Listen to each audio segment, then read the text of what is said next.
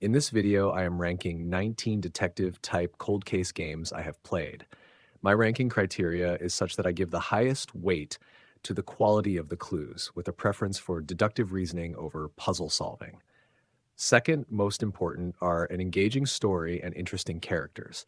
Lastly, a sense of discovery and production value. With that said, here are my brief reviews and rankings from last to first.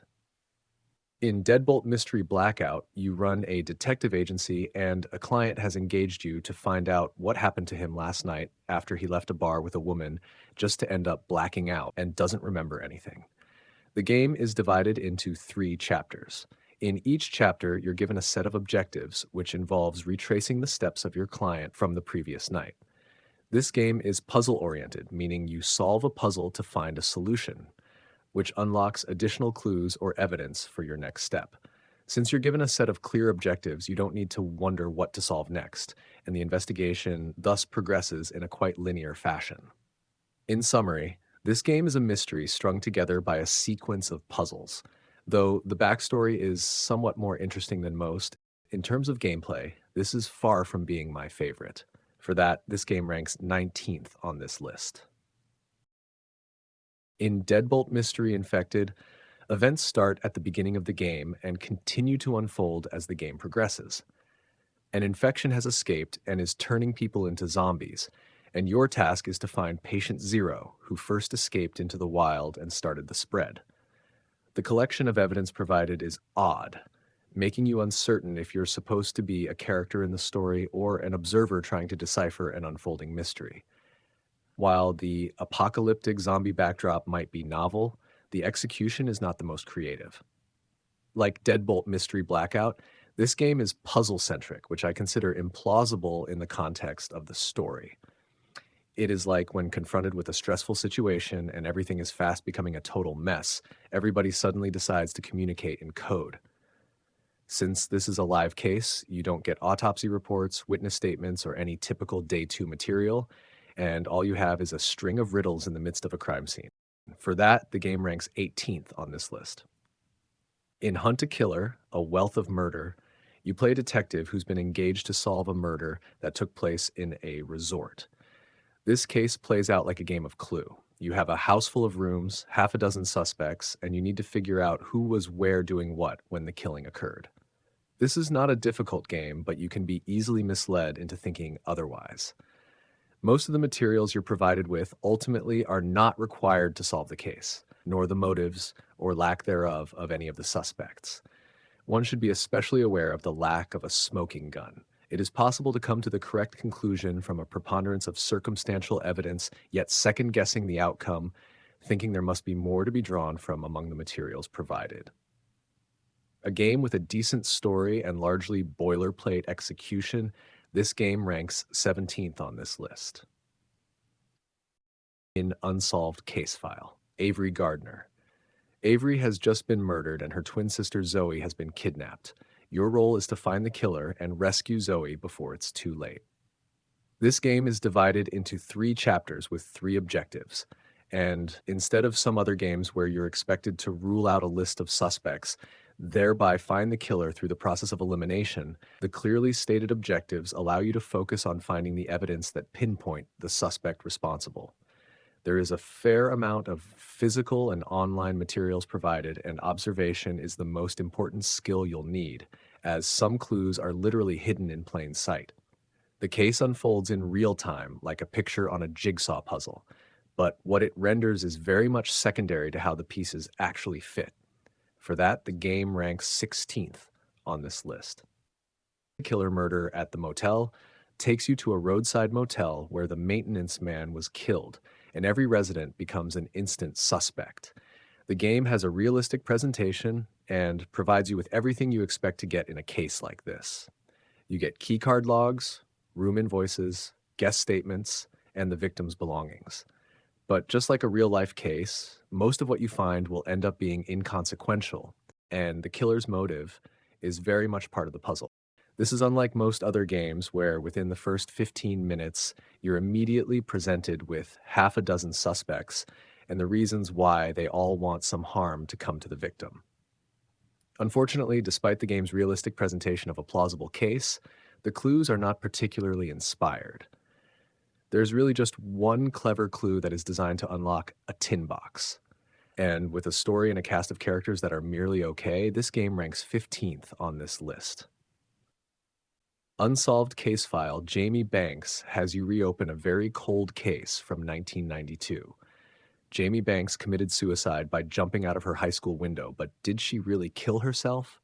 Being this is an old case, you do have a comprehensive collection of witness statements, crime scene photos, and all the investigators saw fit to collect and preserve at the time. So your job is essentially to go over the evidence again and see what was missed. This case is very similar to the Avery Gardner case, with 3 chapters and 3 objectives that are clearly laid out for you. While you are asked to focus on the specifics that lead to the identity of the killer's motive will not be revealed to you until the endgame confession. Because of that, you won't get a sense of discovery from the plot unfolding as you get with some other cases. For that, the game ranks 14th on this list.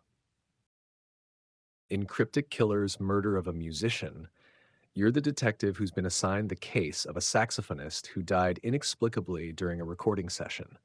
There are 6 suspects, and you are to eliminate 2 in the first half of the game and find the responsible person in the second half. The game asks that you retrace the movements of all suspects prior to the incident and find who had the motive and the opportunity. The collection of evidence is rich. There are autopsy report and witness interviews, forensics recovered at the scene, online audio and video evidence, magazine articles and other written documents and government records. There is no use of pointless riddle, even though at the beginning there is a silly moment where you have to figure out your very own name. Overall, a very good game that will challenge your power of observation and deduction. Make sure to watch out for red herring, false flags, and subtle evidence that you might miss even if you find out who the killer is. If there is any downside to the game, some might find the cast of characters aren't exactly exciting personalities. But other than that, this is another very solid offering in the Crypto Killers series and ranks 13th in this list. In Who Killed Mia, you have 3 days to solve the murder of a social influencer who was killed on live stream. The 3 days are presented as 3 chapters. Completing the investigation for 1 day moves you to the next day, which reveals additional clues. Despite the multiple chapters, this is not a long game in terms of the amount of evidence you ultimately need to identify to solve the case. The clues are mostly good, with a couple of moments of real cleverness, and they are free of pointless puzzles, which is a positive. The game sells itself as a multimedia experience in the digital age, and you can clearly see the effort. It seems as if the publisher of the game intends the production to be the main attraction. The result succeeds in providing a rich multimedia experience with scores of videos, web content, and physical items to keep you engaged. An excellently produced game with a satisfactory, if unremarkable, gameplay. Who Killed Mia ranks 12th on the list. The Night Hunter is a cold live case. A serial killer committed multiple murders in years past, a man was wrongly convicted, and the real killer is killing again. You're an agent of the Bureau tasked with tracking down the killer. The game is constructed in 4 chapters spanning multiple years, with each chapter further divided into multiple objectives. Similar to the unsolved case file games, the clearly defined objectives leave you with no ambiguity as to how to approach the case. If you're new to this type of game, the hand-holding could be a good thing, but if you're experienced, you might appreciate the challenge of being able to navigate a case on your own. The game makes good use of observational and deductive logic with some interesting props and online materials. The only downside of the game is that the last chapter is heavily puzzle-oriented and can take you out of the story. Overall, a very good game with excellent production value providing a deluxe experience, brought down only by a slightly disappointing ending. With that, The Night Hunter lands 11th on this list. In Cryptic Killers, Murder in Miami, you find yourself back in time to 1985 as a police detective to solve the case of an actor who was found dead. 2 more bodies soon followed, and it looks like a serial killer is on the loose. You have one objective: to identify who the killer is. even though the murders just happened overnight. This case works like a cold case because there are no individual chapters or mid-game objectives that give you the feeling the story is continuing to unfold. Everything you need is given to you at the beginning. There are half a dozen suspects with their own stories and motivations, and your challenge is to piece together their stories and how that led to the deaths of 3 people. You will need observation, deduction, and organization to untangle the web of evidence. Overall, the game is challenging without being overly difficult. The clues are fair, the production value is good, the story is interesting, though the characters might not be the most sympathetic. Do watch out for small things that you might have missed, even if you solved the game. This ranks 10th on the list. In Hidden Games Crime Scene, the New Haven case, a death occurred at the county fair weeks ago. No one's been caught, and the lead inspector is asking for your help. This is the quintessential eliminate the suspects case. There is a good number of suspects, and every innocent person either lacks a motive or has an alibi. While the story itself is not a great work of fiction by any means, the creators must be given credit for their wonderfully preposterous way of creating a character with that many targets on his back. The result is a game with many moments of discovery, with a backdrop that is filled in and characters that are fleshed out. The clues are mostly fine, a grab bag of by the numbers mixed with some real original thinking. This is a game that does everything you expect it to and does it well. A solid offering that ranks 9th on the list. In Cryptic Killers, Murder of a Marine Biologist, a biologist was found dead in her office 10 days ago, and the list of usual suspects ends up on your desk. The game follows the usual pattern of having you find the alibis that rule out the innocents, then locate the smoking gun that pinpoints the guilty. But in this case, it is odd that 10 days have passed and none of the suspects has been interviewed, leaving you to figure out where they were at the time of the murder. One would think that a more realistic scenario would be for a detective to validate a suspect's alibi instead of having to proactively look for one. Story-wise, the game is divided into 2 objectives. The first objective is particularly clever in construct, so watch out for red herrings and misleading clues. The second objective is basically finding the alibis, piecing together the story, and naming the killer. Overall, the game has an interesting plot against an environmental research backdrop, but does descend into familiar crime show tropes toward the end. A solid entry in the Cryptic Killers series and ranks 8th on this list. In Cryptic Killers, Murder at Meadowlark Medicines, you again play the police detective in the Cryptic Killers universe. A private detective investigating a security leak at a drug company has just been murdered, and you've been assigned the case. Again, this is another instance of the odd case where none of the primary suspects had provided a statement of their whereabouts. One would think it would be so much easier if you could just ask, but chalk it up to plot contrivance. In breaking with other Cryptic Killers games, this case adopted the 3-chapter format, providing your investigation with a set of objectives and milestones. The innocents are eliminated in Chapter 1, the suspect is located in Chapter 2, and the case takes a final twist in Chapter 3. While this linear approach seems mundane, the clues leading up to the conclusion are very well thought out, though the conclusion itself might not be as rewarding as you might expect.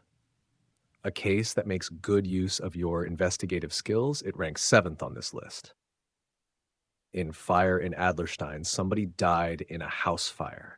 The suspect claimed innocence and has asked you to find the real arsonist. This case follows the familiar trajectory where all the suspects happen to be friends and family, and you're tasked to determine their whereabouts when the house was set ablaze.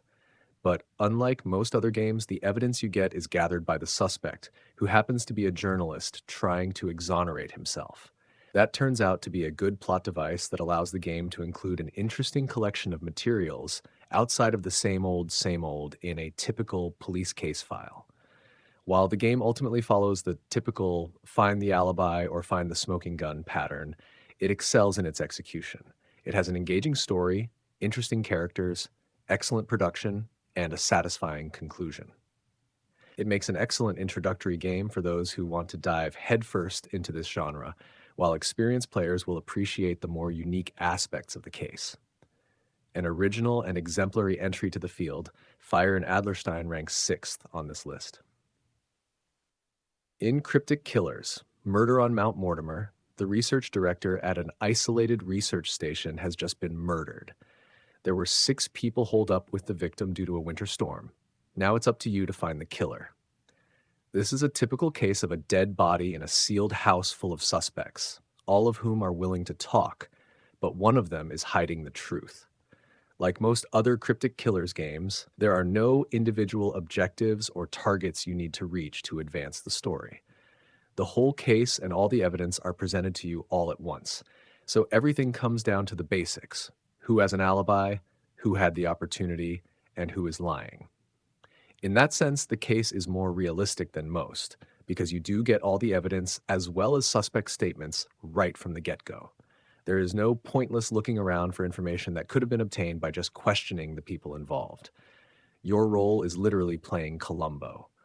In terms of presenting a well-constructed case with a diversity of clues, the game sets an admirable standard. And if one must nitpick, there is one element of the murder that might be too easy for fans of the detective genre to figure out. Still, a great case, and it ranks 5th on this list. The Midnight Crown from Hidden Games is a live case. The Midnight Crown has been stolen from the museum, and your job is to track down the thief to recover the item. The lead detective gave you an evidence dump, and it is up to you to sort them out. The game sets out 4 objectives for you to accomplish, but they're more a guide to solve the case rather than steps you need to achieve to get more evidence. One thing that differentiates this game is its liberal use of multimedia. You will need internet access, and you will be accessing emails, websites, chat rooms, voice recordings, and even a number you call to get a callback. The story is well conceived, and being a case of theft is a welcome change from the typical murder case. The skill you need will be keen observation and the ability to piece together small details to reconstruct the facts. For its great story, high production value, good use of multimedia, and lack of fillers and busy work, The Midnight Crown ranks 4th on this list. In Cryptic Killers, Murder at Merivale Manor, you are given a 100-year-old case file for a mysterious death that was never really solved. This is a compelling story, centering on an old manor that is now a tourist attraction, but at one time was the home of the Merivale family, where rumors of secrets, mystery, and haunting ran amok. On the July 4th party that took place in the manor 100 years ago, the love interest of the Merivale heir fell over the balcony to her death. Was it suicide or murder? And what were the circumstances behind the tragedy? The clues for solving the case are mostly very creative, and some might even say inspired. And the story is free of contrivances used to shoehorn puzzles or other busy work to pad out the game. While the scene of the tragedy does seem to anchor on what is essentially a locked room mystery, the narratives that are woven around it provide an atmospherical backdrop that very much enriches the gameplay, pulls you into the story, and keeps you engaged. This is a world that rewards discovery, and narratively is right up there with the second-ranked game on this list. If there is any negative, it would be that some of the clues might be too apparent to fans of detective stories. Still, with that, it ranks 3rd on this list. In Cryptic Killers, Murder in Market Hill, you play a private detective hired by someone to exonerate his uncle, who he believed served time for a crime he didn't commit. The game has 2 halves. In the first half, you are to eliminate 3 suspects out of 4. In the second half, you're to piece together the backstory and find the killer. This is a quintessential document dump cold case with over 50 pages of written documents you need to sort through. Even though the volume of documents seems overwhelming, they do weave an intriguing story that leads to a very satisfying conclusion. Like other Cryptic Killers games in the series, game contents come in flat plastic envelopes with mostly printed materials and no trinkets or plastic gadgets included. The strength of this game, however, is in its well-constructed sets of evidence and the occasional use of puzzles that make sense in the context of the story, along with a sophisticated narrative and a rewarding conclusion that takes an interesting twist toward the end. This ranks as one of the best games in the Cryptic Killer series. With that, it ranks second on the list. In Death in Antarctica, you're investigating the death of the chief of an Arctic station. This case is very similar to Murder on Mount Mortimer, where you have an isolated remote facility, a dead body, and half a dozen captive suspects. Despite the similarities, this game takes all the familiar elements up a notch. The characters and the story are well written. There are elements of intrigue and a sense of discovery as you piece together the events that lead up to the murder. But the game excels in, and what sets it apart from most other games in this genre is the clue design. With many games of this type, a piece of needle evidence would be hidden in a haystack of information, and once you find it, the implication and relevancy become blatantly obvious. That is a simplistic way to create a clue. But in this game, the clues are structured in a way that it not only takes good observation and deductive skill for their discovery, but also creative thinking to establish their relationships, relevancy, and how they could contribute to the discovery of more clues that will ultimately lead to the solution of the case. For experienced players who value a game with great design, production, and challenging in all the right ways, Death in Antarctica ranks number 1 atop the 19 games in this list. This is it. These are my personal opinions after solving every one of these games on my own. Let me know if you think would rank some of these differently.